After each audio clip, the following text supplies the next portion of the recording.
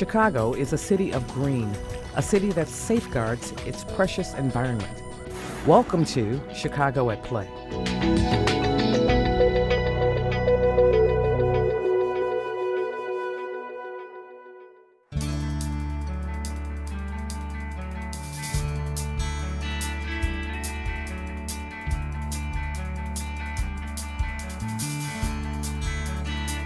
The Burnham Centennial Prairie Restoration Project is underway, combining the art of implementation with the science of restoration to provide a flourishing habitat the city will enjoy for years to come.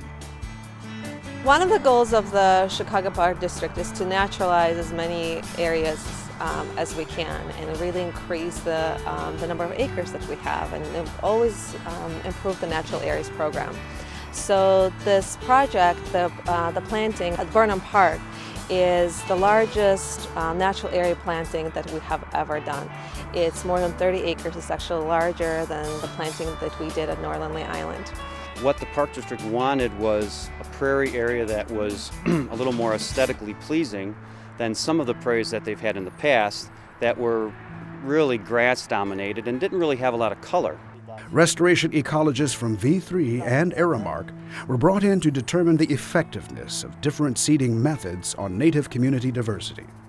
We started kind of thinking how to actually achieve that, and the first thing we did was, we started looking at the seed mixes, and a lot of the seed mixes that are available in the industry are very high in grasses and low in forbs.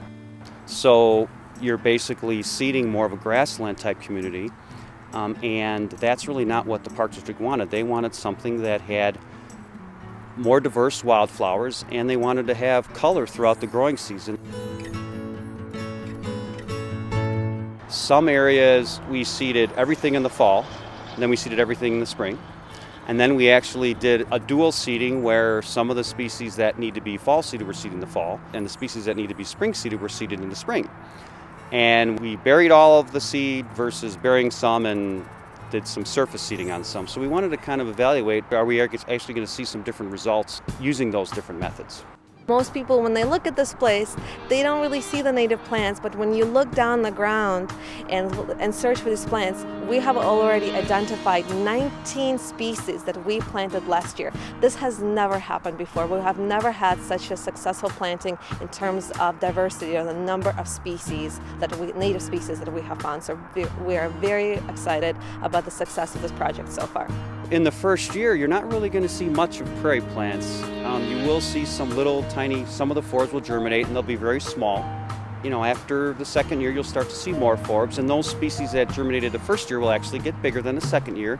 Then really it takes probably 3 to 5 years, that I like to say, before you really start seeing a really good community of prairie plants. An important element for native plant growth is mycorrhizae, a fungus that provides nutrients to plants, wherein the plants supply carbon for the fungi to grow.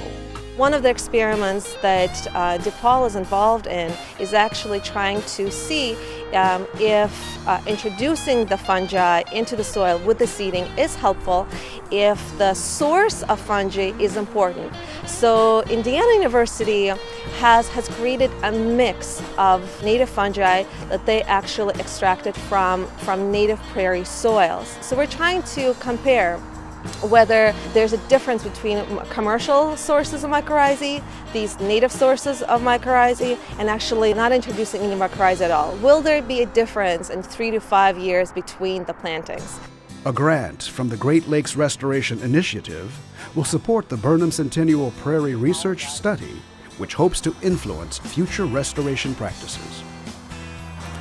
We really want our plantings and our restorations to be as successful as they can be. We want them to be of very high quality ecologically, and we really want them to be very beautiful for the people who enjoy these areas. We understand that the more beautiful these areas are, the more opportunities we will have in the future to create projects like this. So we're very much hoping the outcome of this experiment and all this research is going to yield the results that will be very helpful in our decision making in the future.